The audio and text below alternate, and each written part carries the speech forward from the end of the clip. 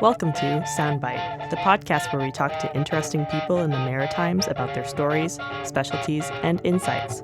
I'm Caitlin Dutt, one of your co-hosts. And I'm Tim Porter.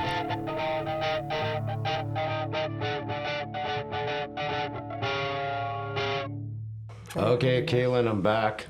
Yes, you're back. Welcome back. In the meantime, I also got sick. Okay. So I think we're both kind of sounding a little bit sick today. Yeah. And our planned guest also is dealing with illness at home. Is that what it was? Yeah, Oh, so we've improvised a little bit for this episode. We've got Professor Pinnock here. Yeah. Hello, hi guys. Hi, Hello, welcome back. Professor Pinnock.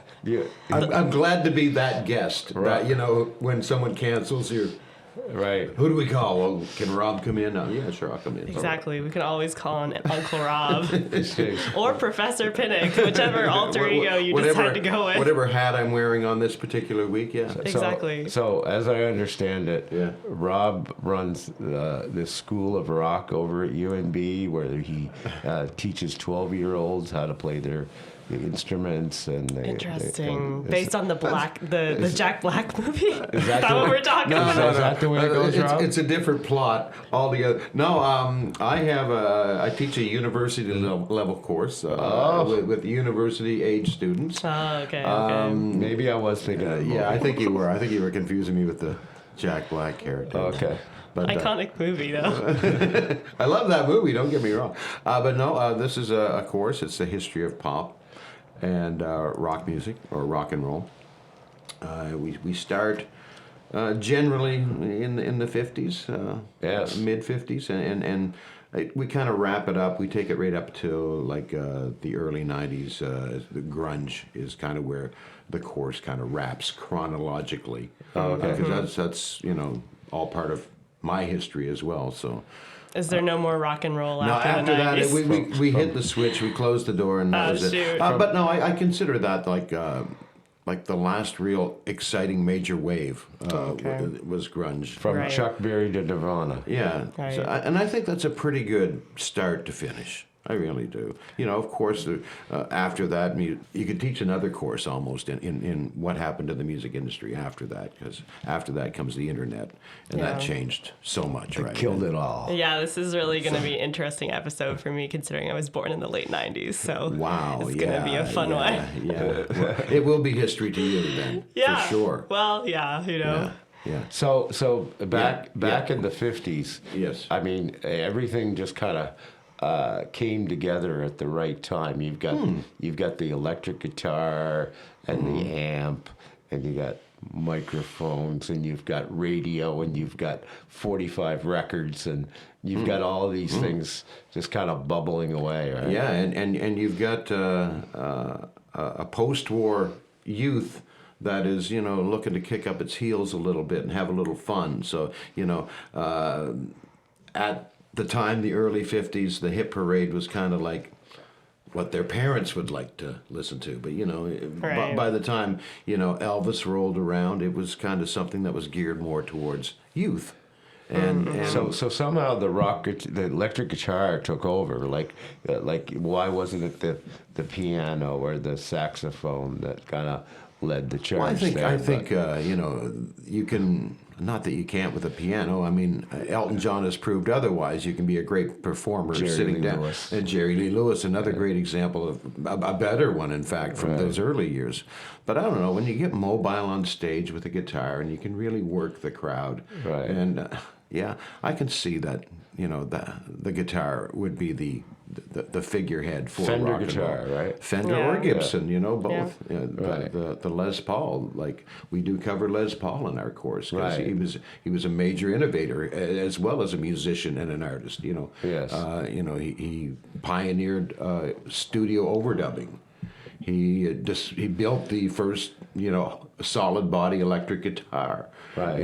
He's someone that advanced music, or at least rock and roll, single-handedly, as not only a million-selling performer with his wife Mary Ford, but as I mentioned, as an inventor as well. And then tell us a little bit about radio in those days, like, you know, the singles and all that sort of. You know, the major player, the one that everybody talks about early on in rock and roll would be Alan Freed. Yes. The legendary DJ that, you know, worked for white radio stations but was so powerful, his show, that he was able to break the rules a little bit and break the color barrier somewhat by playing, you know, black music on white stations, and which really excited, again, the youth. And you know, he's somewhat of a pioneer that way. He's the guy that coined the phrase rock and roll and applied it to music. He's also, you know, a pioneering concert promoter, because he would package these shows of these artists and travel them around. So and whenever he did, you know, a lot of these shows. Is this like the rockabilly guys, like?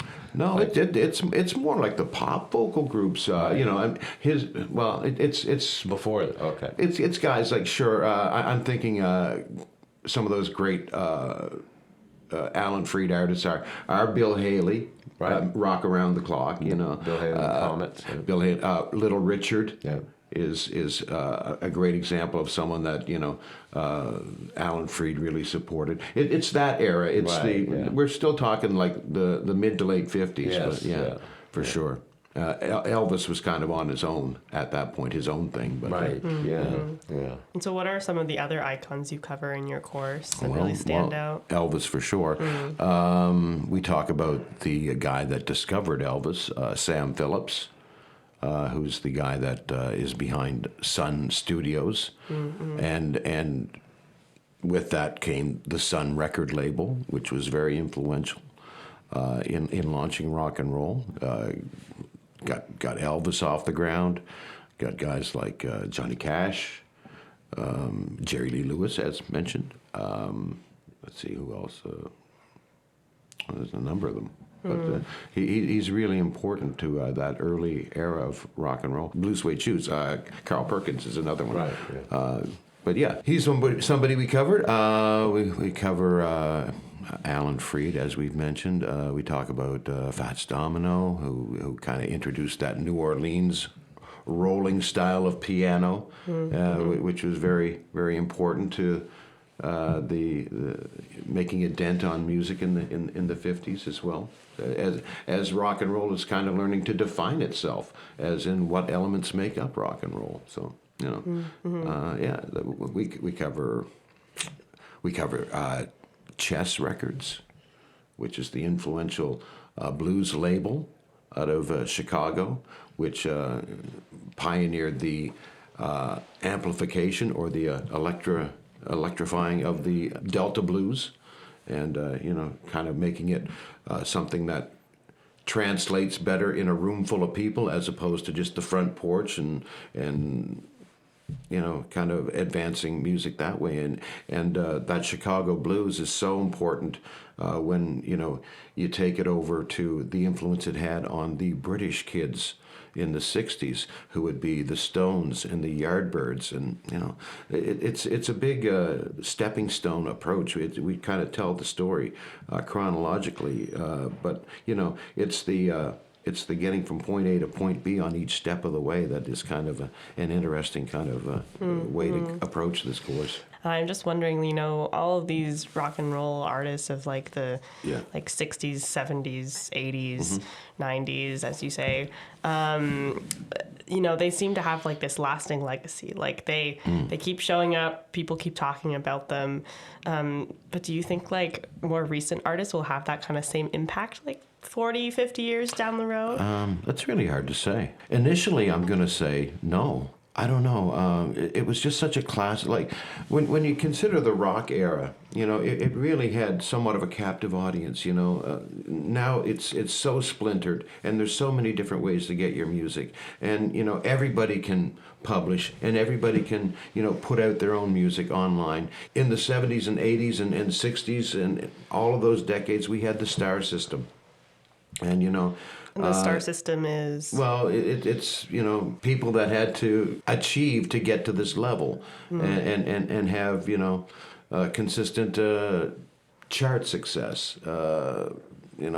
Have great profiles as far as their popularity is concerned. The legends. But I don't know if we're.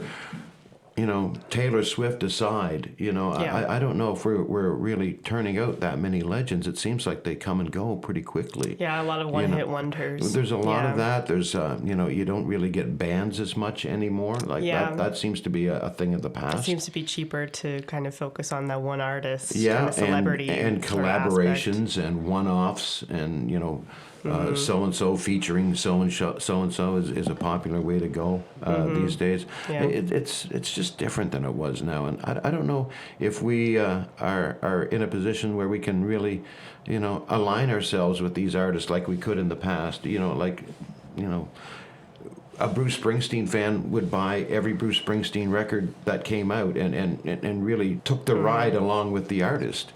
But I don't see that opportunity for fans like I used to. I just don't know if I see the artists, having the cult of personality that artists of the past had, and maybe I'll be proven wrong. I don't know. It's hard to say, but it seems like as far as people that we cherish as those heritage artists that we grew up with, I don't know if they'll have the same significance as they did for people who grew up in, like, say, the 80s or the 70s. Yeah, it'll be really interesting to see what 2050 brings us. If there's still that era of nostalgia that people have for the artists they really liked. Who knows? Yeah, but who knows? I don't know. If I were a betting person, I'd say no. Mm-hmm. But who's important to you, Caitlin? Who's important to me? Yeah. Gosh, I've been listening to Harry Styles' new album. Yeah. Which I'm liking it so far. He's come out with some good hits in his solo artist era. Yeah, he's been the soft he's been pop all right. stuff. And he's someone that's now. Let's see, what would One Direction have come out in the early 2010s? 2012? Yeah, something like that. So we're talking about a guy who's been around for 15 years now. That's pretty good staying power by this. Yeah, that's by true. this day's standards, I would say. He's been with me a good chunk of my life at this point. Well, there you go. Well, Harry Styles is Caitlin's heritage artist. There you go. Maybe. We'll see. Maybe we'll be listening to him still in 2050. We'll see. Yeah, exactly. Maybe he'll be like one of those artists that tours around in Las Vegas and does little shows. I think he'd be perfect for that. Yeah, he could be. A residency at the Sphere or something like that. Yeah, exactly. But yeah, there's lots of artists. It's just... I do though. I'm not really one of those people that, people have their favorite artists. Yeah. And I, kind of true to what you say, I kind of alternate through them as, their albums come out, I'll listen to one a lot. And then another album comes out, and I'll listen to another one a lot. But there's no artist that I'd say... that has taken over your life. Yeah, I'm a big Glass Animals fan, but, they come and go sometimes, and... that one's probably been the main staying one for the past 5 years, but everything else kind of is. See, we don't know who they are. I know. Like Tim and I generally buy records that are about 50 years old. So that's okay. That's kind of. I'm speaking to the younger generation through You the totally mic here. are. 2020's hit single "Heat Waves" on the radio. No, all right, that's okay. Crickets. Yeah, that's okay. You guys will have your time in the spotlight anyway. It's okay. Yeah. I'm gonna do an exam soon, I heard. So yeah, that's right. We'll see how I do. Probably not well. We'll test your knowledge whenever you're ready for that. Yeah, I'll come back and maybe we'll do another one in 3 months. I'll create an exam for you both. Okay. On 2010 to 2026 music history. I would bomb probably. Yeah, no worries. It's Yes. okay. So, yeah. We all have our eras of music. For sure. Yeah. Yeah. So a lot of record collections, Rob, would kind of begin with the British invasion, would it? Yeah. Well, sure. That's a good starting point for a lot of people. That's when when the Beatles. When the Beatles played Ed Sullivan in '64, 73 million people watched that episode, you know, and that's a pretty impressive number in a day when not every house still had a television. So, you know, the message that had been coming for months, and it was funny to see how long it takes for hype to develop in 1964 compared to 19 or 2026 or whatever. Like, word can spread pretty fast, but back then it's still, you know, postage and teletype and stuff like that. So but yeah, the message that was coming for a while is the Beatles are coming, and that was kind of developing this hype. And by the time they did show up, you know, there was massive interest. And, you know, it's right after Kennedy was assassinated. So, you know, America's in some sort of funk at the moment. They're looking for anything they can grab hold of. The Beatles just enamored the whole nation. And, you know, they not over won them over with the music, but their style, how they handled themselves in press conferences. They were funny. They had great, you know, they were very easy to like. And, you know, they started something like massive. And then what follows them is, you know, the Beatles are the biggest band in the world at that time. But you have other great bands out there. So like bands like the Stones, they're deciding not to compete with the Beatles so much as, you know, create an option.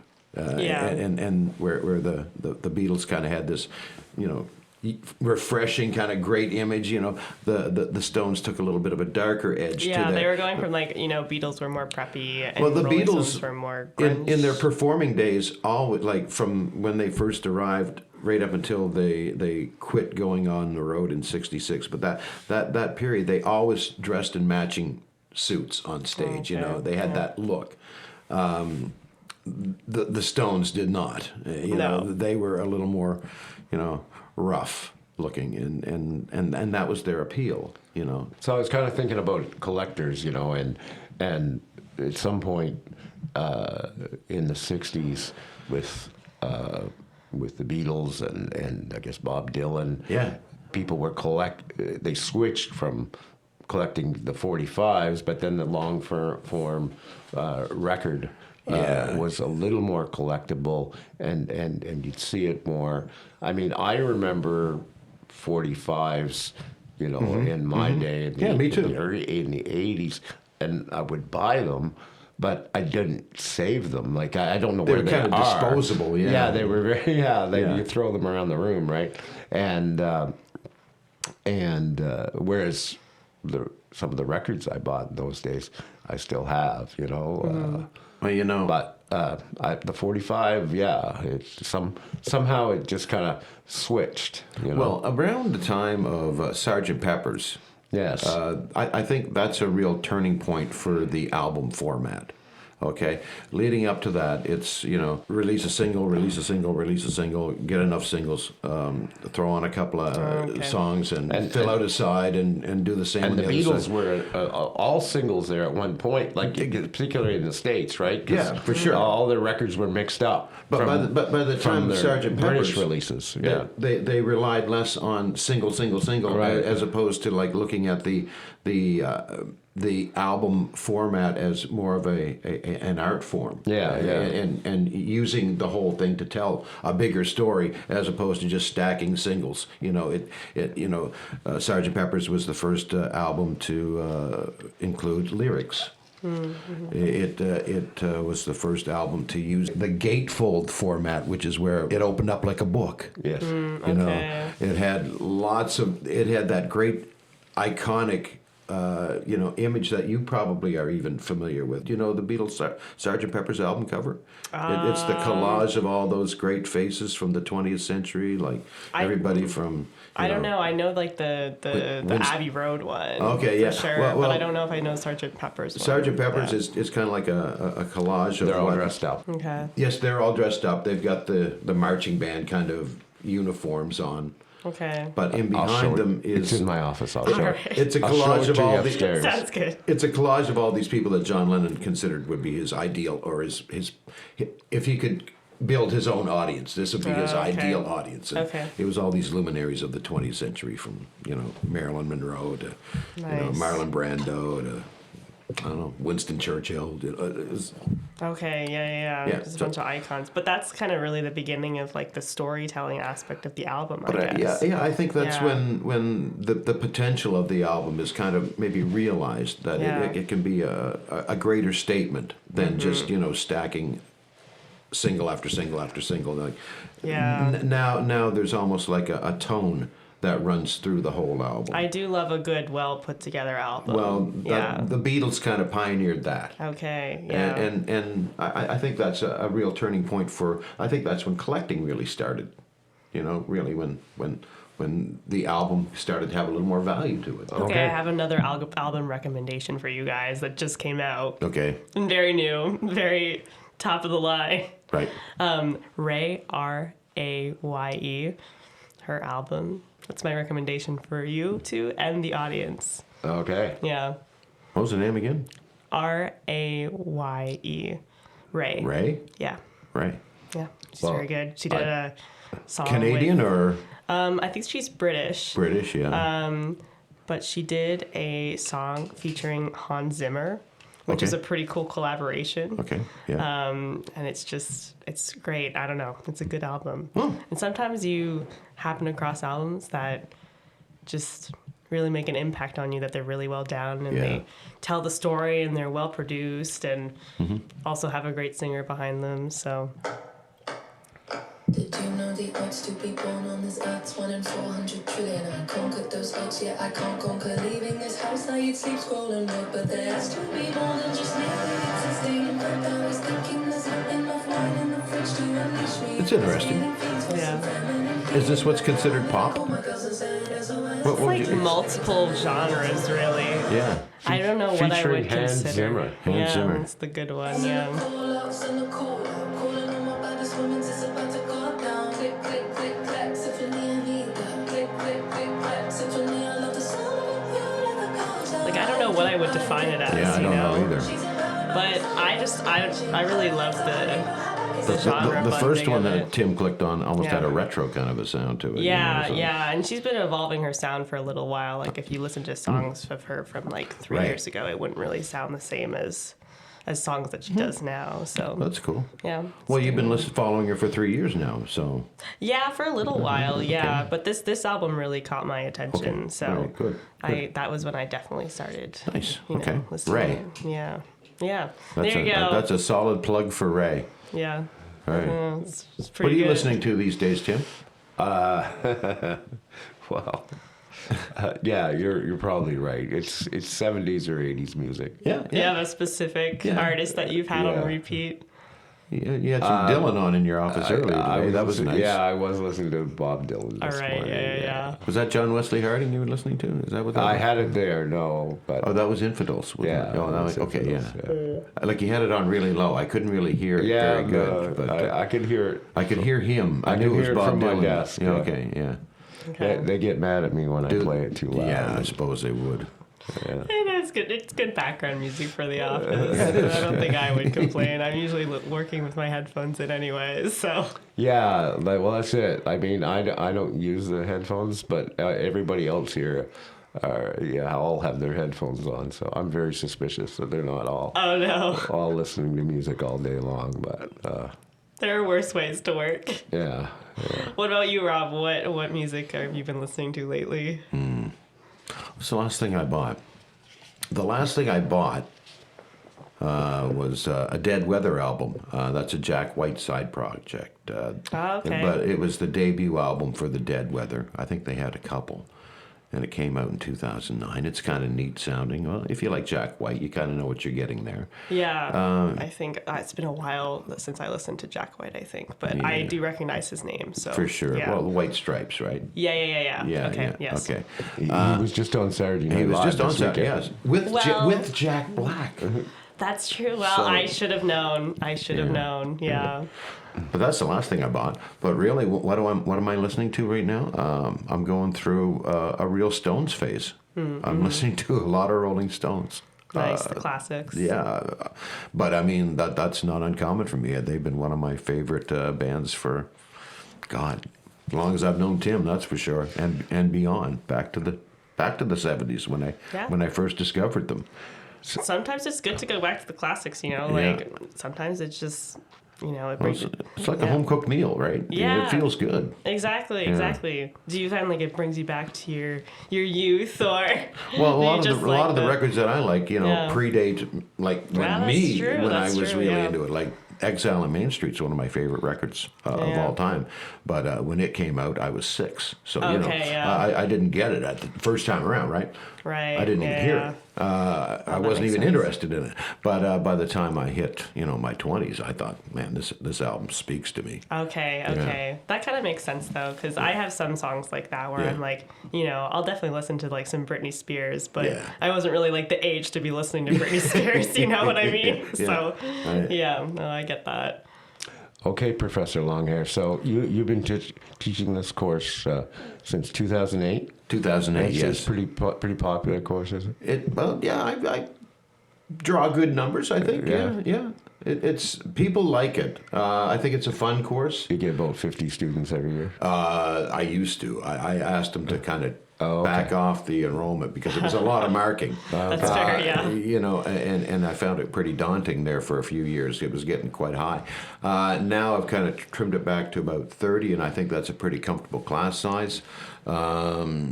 Yeah, and people like last night was the last class of the term, and you know, a few of them stuck around afterwards saying, "Man, thanks for the course. You know, nice. it was my favorite course. You know, I had a great time. Thanks for doing this." You know, it was just nice feedback to get, Yeah. and I get it pretty much every term that I teach it. So I feel pretty good about what I'm giving them, and I think it's a pretty good course. Does anyone ever fail this course? It's happened, but yeah, but They usually have to that, not be there, basically. Get an yeah. F in rock and roll. there's still work that you have to do, and there's still assignment. punishment. Yeah, there's still like tests that you have to pass, and Yeah, of there's- course. I think my success rate is pretty high. Right. You know, but We're gonna go to break. Okay. Here in a minute, and when we come back, Caitlin and I are gonna try to pass this test. Yeah, we I'm will. gonna- We'll I'm see gonna if we put can the- pass. Well, Put your feet to the fire, guys. That's an open book for me. I brought literature. Yeah, We got- you brought a lot of Canadian stuff. Like this is an international Yeah. course. Oh so, boy, I think I know Caitlin's been international better than studying. Canadian anyway. She So. broke out the Bob Mersereau books. Yeah, those were the ones I could find in the lounge. So there you go. yeah, all right. Well, They're we'll great be- reads. Don't get me wrong. Yeah, they're exactly. fantastic books. Yeah, All right, so we'll go to break and come back. sounds good. All All right. right, talk to you then.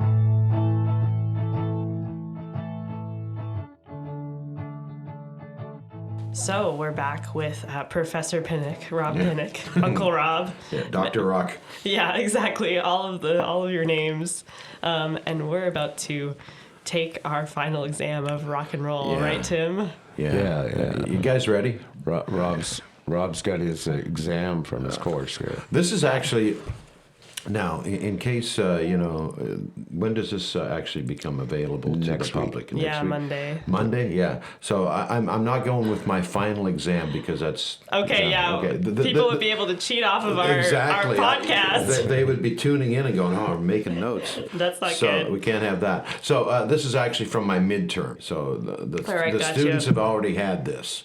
All right, so Okay. I'm going, but that kind of the midterm covers up to like probably the late '60s. So we're mid '50s to late '60s primarily here. So Okay. so it's right in your wheelhouse, right, Caitlin? Yeah, totally. okay. Yep, I- I've got this. Okay, Yep. okay. The first few are like it's a who am I kind of a question. So I'm going to give you 3 statements. You have to tell me Right. who this person or the act is. All right. Okay, and what was the time frame again? We're 50s, talking 60s. mid 50s to late 60s. Okay. Generally, okay. And we'll let you answer first, Caitlin. Then we'll let Tim answer. Okay. Because Tim will get it immediately. Because he probably, he probably will. This actually goes outside of that. This predates the 50s. Okay, this Oh, first one. It's wow. kind of a legendary one. So this will be an exception. Okay. Okay. I made the deal at the crossroads. My creative years were cut short as I was a victim of poisoning. My elemental take on the blues were the basic building blocks for rock and roll. Who am I? Oh my gosh, poisoning? That's crazy. Yeah. This was the 30s. The 30s. Yeah. I don't think I know anybody from the 30s that I can name off at the top of my head. Gosh, that would have been like the Great Depression era. Oh, yeah, kind of this guy, stuff. So I'm imagining like some like He was a traveling, piano womanizing blues man. Okay. And I think that's what got him in trouble with the person who poisoned him. Great. Well, I have no idea. Tim, do you have an idea? Well, I have two choices, I think, in my mind here. Okay. Eric Clapton No. or Robert Johnson. Bing, bing, bing, bing, Oh, bing. there you Robert go. Johnson. Yeah, I would have never gotten that. King of the Delta Blues. All Okay. right. Very good, Tim. I Do you- just say that because Eric Clapton covered him quite a No, bit. Eric Clapton was a disciple. That's kind of his him. big cover song. Okay, I got Down you. at the Crossroads. Right. Now, So- what happened at the Crossroads was Robert Johnson was just a struggling guitarist working in the fields, very poor. Had a desire to be a great guitarist. Made a midnight trek to the Crossroads, which is in Clarksdale, Mississippi. It's where two roads meet. It's like that. It's known as a place where Satan used You meet the to. devil. That's where you meet the devil. At the That's where- Crossroads? At the Crossroads. All right. And Robert Johnson made this trip to the Crossroads and Okay. made a deal devil. with the devil. So that he could become a good blues artist? Yeah. Okay. Gotcha. Exactly. All right, I see, But I see. but he paid the price, right? Of poisoning. Yeah. Okay. The devil gave him his fame. Okay, I see. But he took it away just as quickly. Oh boy! See, it's a right. little myth making there, right? But that's beautiful, right? Yeah. Do we know who poisoned him? I'm so curious. Well, as I mentioned, it's strongly suggested that it was a husband of one of Robert Johnson's liaisons. Oh goodness. Okay, yeah, he's that kind of guy. All right, right. yeah, that Okay. makes sense. Are we ready for the next one? Okay, yes, All right. let's go. I made my name as a record producer, and they called my style the Wall of Sound. My specialty was girl vocal groups. I would eventually end up in prison for murder. Who am I? Oh my gosh, all these stories are Yeah, just they crazy. get dark twists Yeah. to them, right? Yeah. What? This is crazy. For murder, I can't even. The murder of- actually took place in the 2000s, so it is in your lifetime, the murder. Yeah, okay. Gosh, I don't know. So if it's a girl band group, we're gonna maybe be thinking Dixie Chicks. No, he Or- produced. He produced. Produ- Yeah, he's the producer. Producer, okay. See, all I can think of is the that Taylor Swift producer guy who kind of went down in infamy a little bit, Scooter Braun or something. But that's the only producer I can even We'll let think Rob of. tell the story. So Phil Yeah. Spector. Phil Spector is the answer. Yes, Okay. correct, Tim. Yeah. Phil Spector was a guy who developed a new sound which kind of overtook pop music in the 60s. He did work with girl groups a lot, girl vocal groups, but he would, when he was recording them, he would fill the studio with a bunch of musicians and just made this massive sound. Okay. And mics would bleed into one another, like when it was just a wall of sound, but it had that real kind of excitement to it. It had a pop effervescence to it, especially when you add these girl vocal groups. I'm thinking of groups like the Shirelles, the Ronettes. Okay. Way back before. Way when I was- back in yeah. the early '60s. Yeah. And when you attach these girl vocal melodies with these massive arrangements, it just sounded like wow. Okay. but- Murder part though. But yeah, he was one of these guys that he was a strange guy to begin with, right? Right. Somewhat of a megalomaniac, really.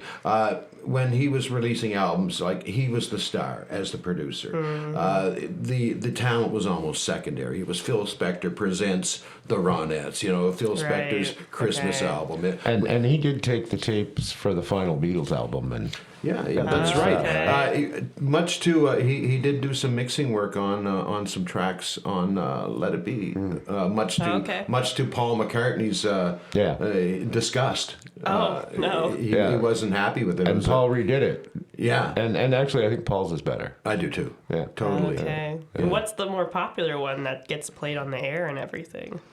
Well, it would be the orchestrated one, right? Yeah, Let It Be.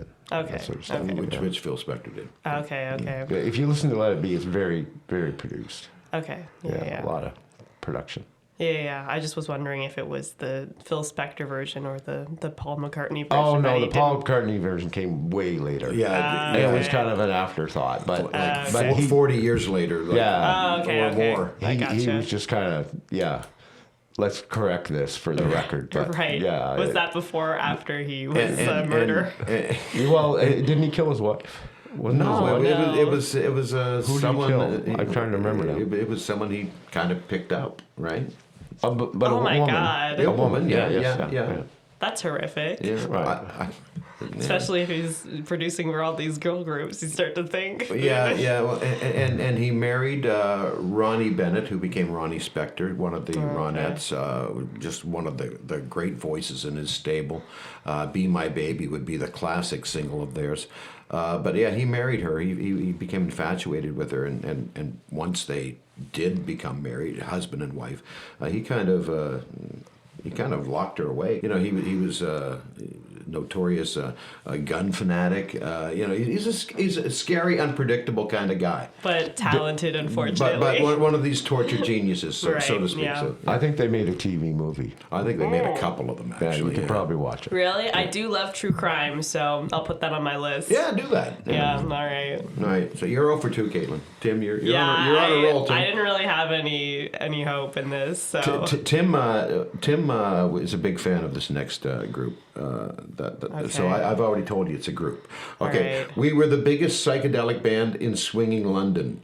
We experimented with our sound, often including improvisation. Our original creative force was Syd Barrett, who did too much LSD. Who are we? So they're a British band. British band, psychedelics, so probably like the 60s, 70s. Yeah. What would Tim listen to? Tim is a bit of a fan. Yeah. Some of their He's had phases where he's like some of these their guys. albums were I Wish You Were Here. You know that one? No, I do not know that How, one. how about Dark Side of the Moon? Dark Side of the Moon. That ring a bell? The Wall. The Wall. Yeah, I don't think I'm gonna get this, guys. Okay, No, sorry. Pink Floyd. Pink Floyd. Oh, Pink Floyd. Oh, okay. Yeah. Wait. No, that all makes sense now. Yeah. Okay. Yeah, Yes. Yeah. What Alright. makes sense? Yeah. What's Well, like the British, the psychedelic. Oh, okay, yeah. It all made sense after you said their name. Right. Yeah. The Wall. You know The Wall. I know like the Pink Floyd album covers. Right, and sure, stuff, So yeah. Yeah, they're kind of significant little pieces of artwork. Yeah. And the floating. They over their stage. They used to have a floating pink pig, Oh, like a balloon. interesting. Wasn't it a balloon? That's an artistic choice. It was an inflatable of some sort. Some yeah. sort of yeah. float, yeah. Okay. What's the symbolism there? Well, they had an album called Animals. and- Okay. Yeah. Which was their kind of take on the George Orwell. Oh, Animal Farm. Yeah. Yeah. Okay. Okay. Cool. Maybe I should give them a listen sometime. Yeah. Yeah. Probably should. All right.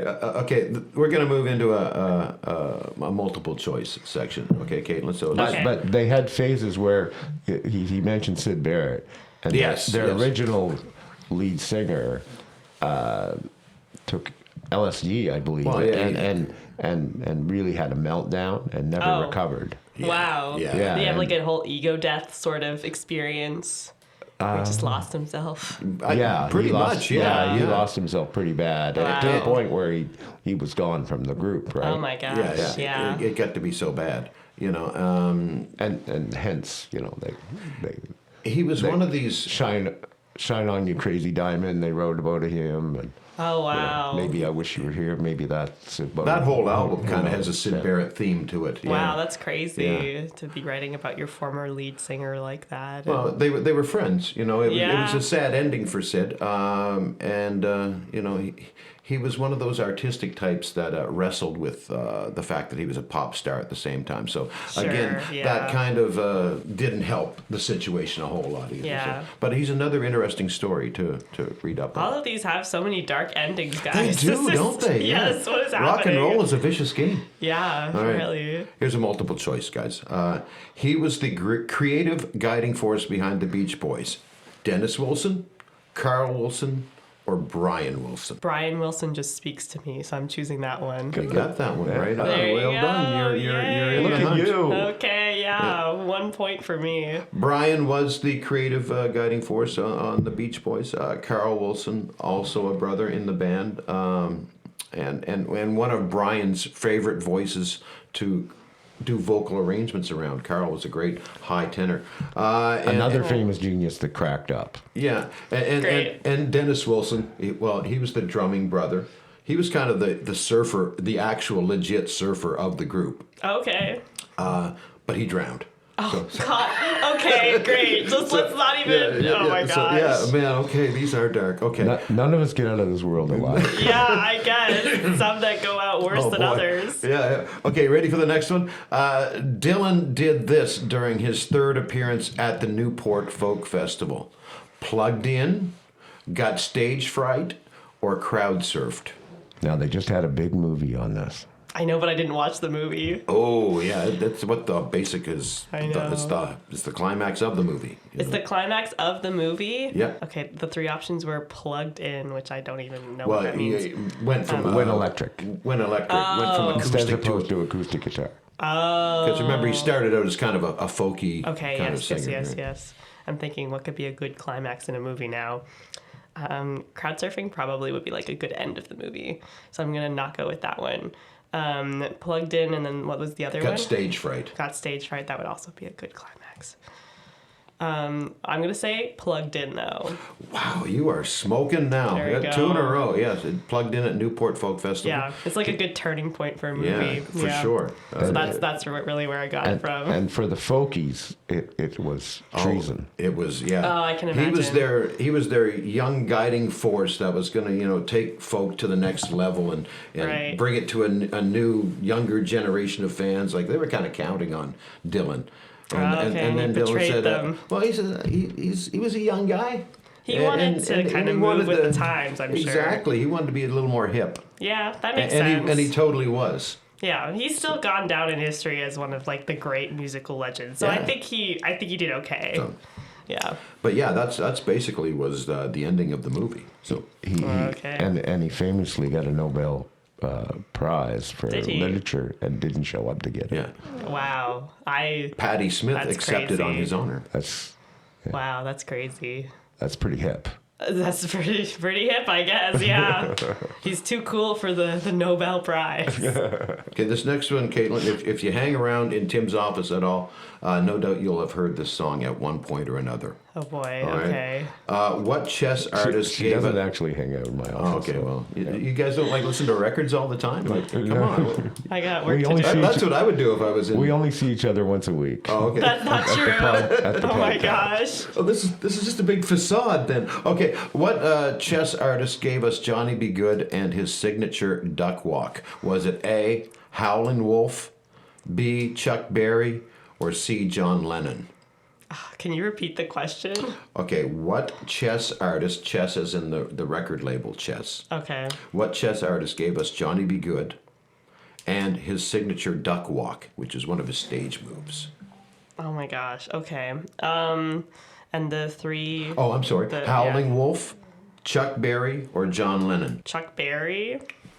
Bam. Oh, you're just knocking it out of the Man, Look park. at you that. are- you are Multiple killing choice is this. my friend. You are totally This is great. Chuck Berry. Yeah. I'm at least passing your class now, I think. I think you are coming back up at There least we into go. a C. 50%. Yeah, you're in that. Tim, would you like to talk a little bit about Chuck Berry? He's kind of one of your guys, right? Well, actually, I was listening to a little Chuck Berry covers by by Ronnie Wood this morning. Just, Okay. just before you came in. Actually, I think you gave me that. I record. did for your birthday last year. Yeah. Oh, okay. Very cool. But Chuck was kind of he kind of created the rock band kind of thing. I think there was a lot of rhythm and blues and things going on, but he pioneered kind of the electric guitar and made that stand out. And, Yeah. Right. Okay. That makes sense. Yeah. He What is definitely the developed duck? a lot of early stagecraft. Like, he was fun to Okay. watch. He had a lot of, like, You said there was shtick. like a duck walk or Yeah, something. he would do the What duck is walk. that? Well, about I you? can't do it with my knees,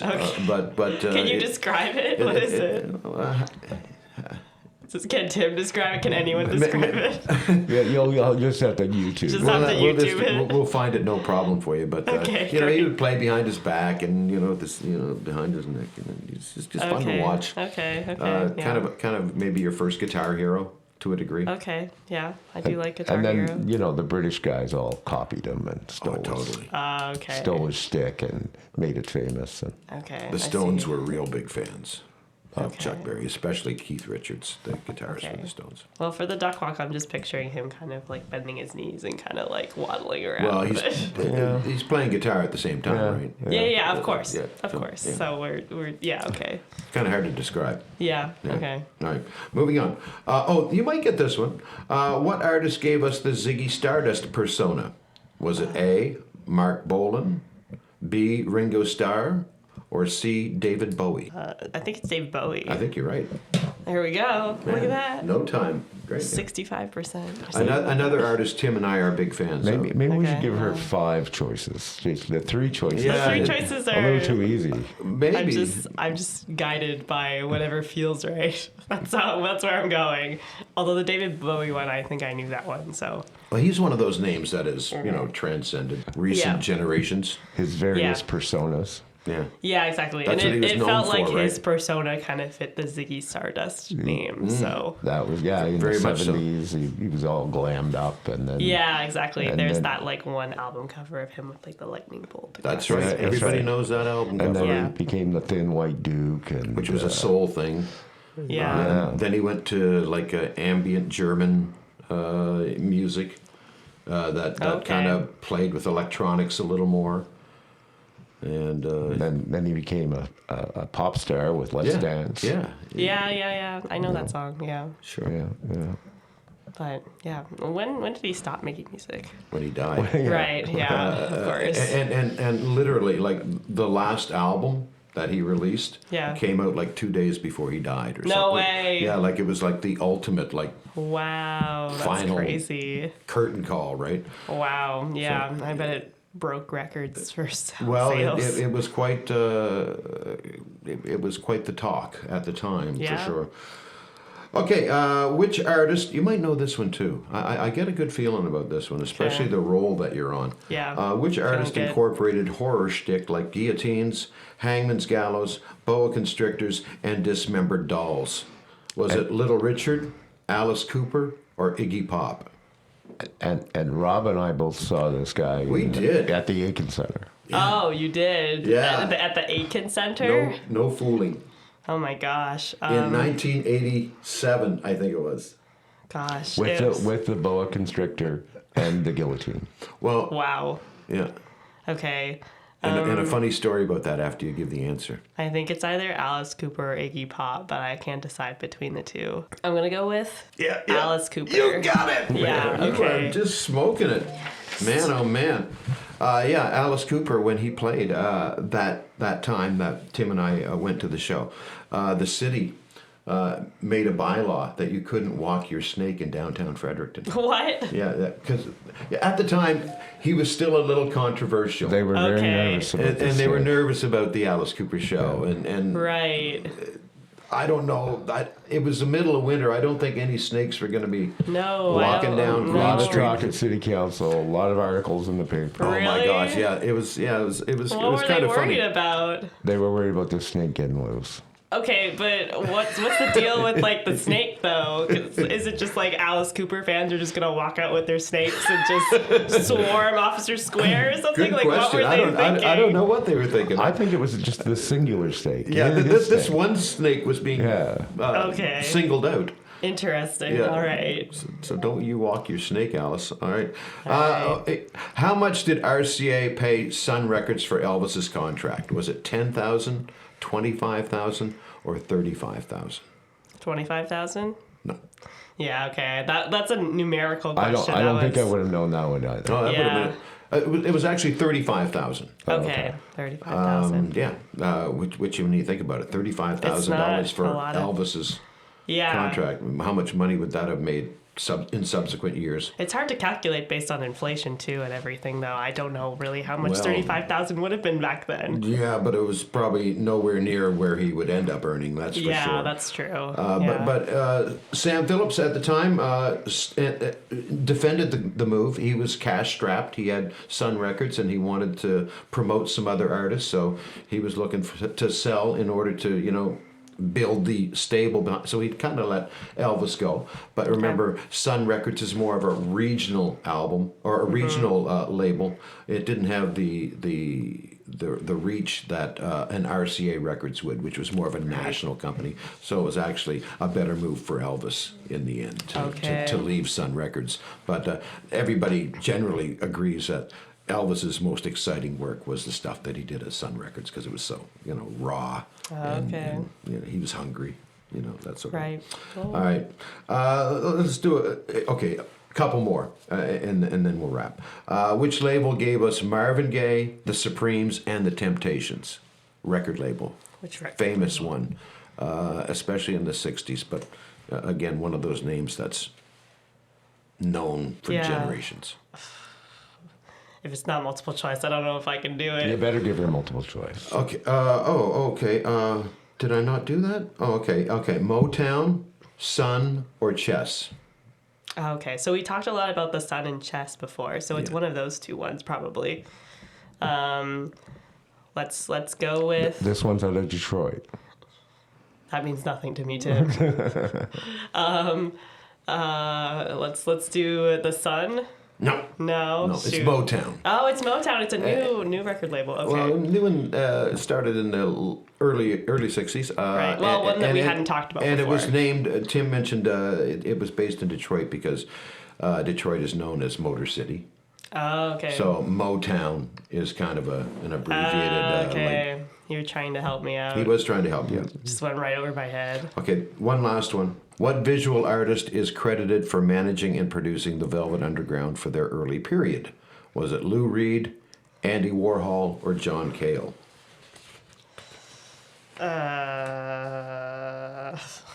Wait, can you repeat the question again? Sure. Okay. What visual artist is credited for managing and producing the Velvet Underground in their early period? Lou Reed, Andy Warhol, or John Cale? Can we know what artist the Velvet Underground is by? Well, the Velvet Underground is a group. Oh, okay. Yeah. Okay. The Fronted by Lou Reed at the time. Yeah. Okay. Who is the main songwriter? So this artist famously did their first record cover, which is how would you describe it? A yellow banana, right?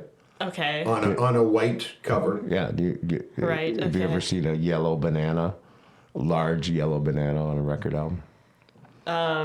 No. Okay. Actually, Well, that's his, and he's very famous for painting Campbell soup cans. Oh, it's Andy Warhol. it is Andy Yeah, Warhol. okay, Very that good. one Yeah, is yeah, easy, yeah. yeah. That was a dead giveaway, but yeah. Yeah, the well Campbell done. soup was as soon as you said that, I got it.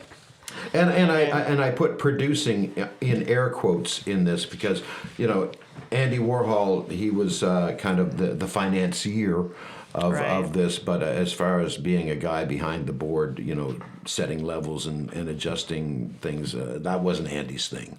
Oh, okay. His role as a producer was more of, in a sense, of a cheerleader.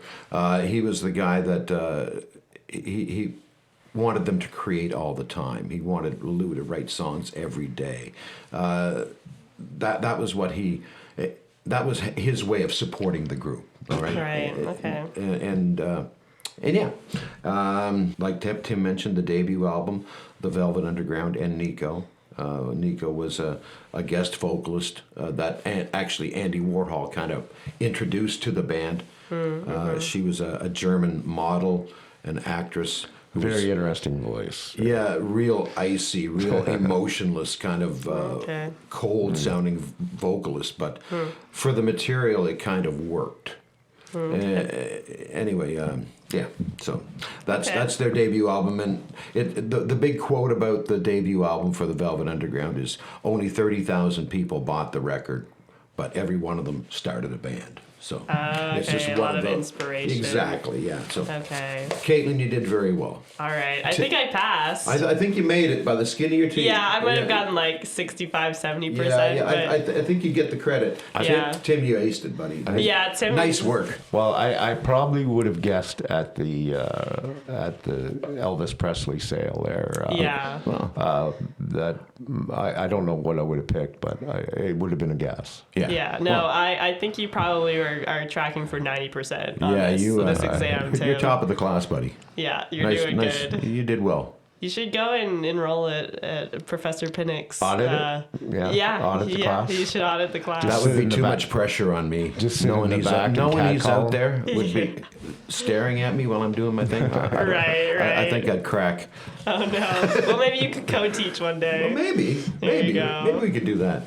I think you'd be a dynamic duo. Anyway, guys, thanks for having me. All right. Yeah, thanks for Rob's gonna get back to testing his us. day job here. Yeah, exactly. Was I an okay last minute fill in? Yes, it was Did great. this work?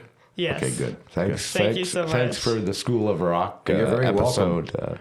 You're wonderful students. Yeah, thank you. Thank you, Rob. Have a good summer, kids. Yeah, thanks. Bye-bye.